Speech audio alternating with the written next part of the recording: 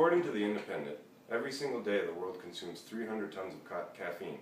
That's enough for everyone in the world to have a cup of coffee in the morning.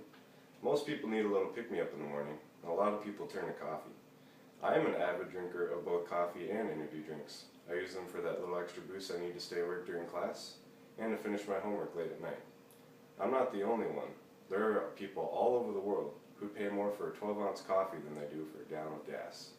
With millions of people consuming caffeine on a daily basis, it's safe to say it's a safe way to stay awake, alert, and to just feel better. Caffeine is a wonderful way to give yourself a boost of energy and stay awake throughout the day, especially if you have a busy schedule. Caffeine resembles naturally occurring chemicals that we already have in our brains. Adenosine is a calming chemical in our brains that makes us feel sleepy. Caffeine works by blocking our adenosine receptors, increasing our heart rate, blood pressure, alertness, and stimulating our bodies pretty much all over to give us that awake feeling.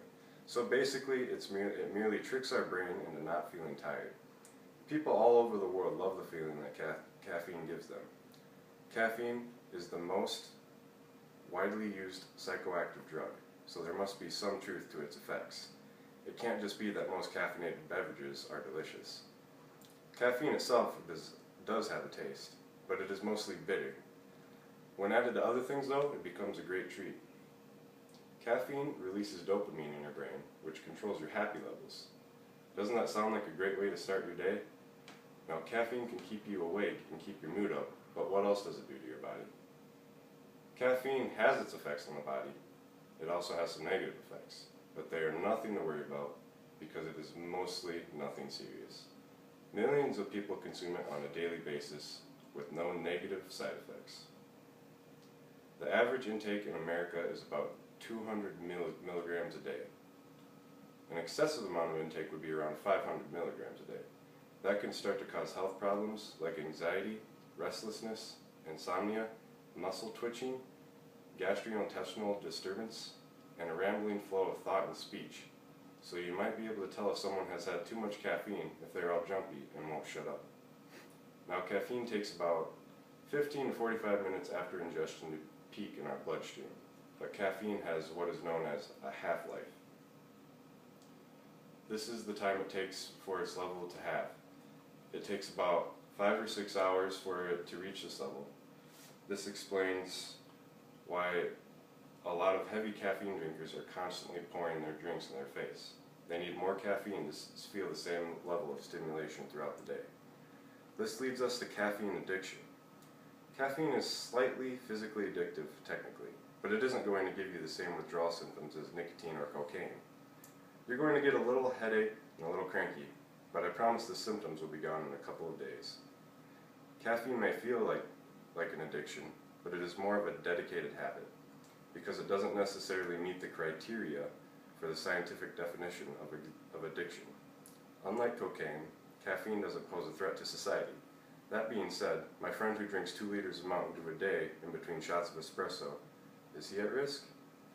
There is such thing as too much caffeine, as I mentioned earlier, but can it kill someone? The website Frequently Asked Questions About Coffee says the simple answer is yes, but it is not very likely. Doctors would recommend that we consume less than 300 milligrams of caffeine a day. That is roughly the amount of caffeine in 2 12-ounce cups of coffee. A Red Bull contains about 80 milligrams, and an energy pill contains about 200 milligrams. In order to die from caffeine, one would have to consume the lethal dose of 6 to 7 grams. So unless you can slam about 80 cups of coffee in a short amount of time, I think you'll be okay. Caffeine is consumed by almost everyone, from coffee, energy drinks, pills, gum, and now you can even inhale it. There's a Starbucks or a Caribou on every block in major cities, and at least a couple coffee shops in small towns. Some people won't get out of bed for less than 4 cups of coffee, but some people also get an anxiety attack when they have only 1 energy drink. Caffeine has been consumed for hundreds of years, and it's here to stay, and only becoming more prominent in today's fast-paced, no-time-for-sleep society. With it being such a big deal, it's good for everyone to know its side effects so they can be aware of what they are putting in their bodies. Coffee is the #1 source of antioxidants in America, so it's pretty much the best addiction ever. Keep drinking and stay awake because life is short.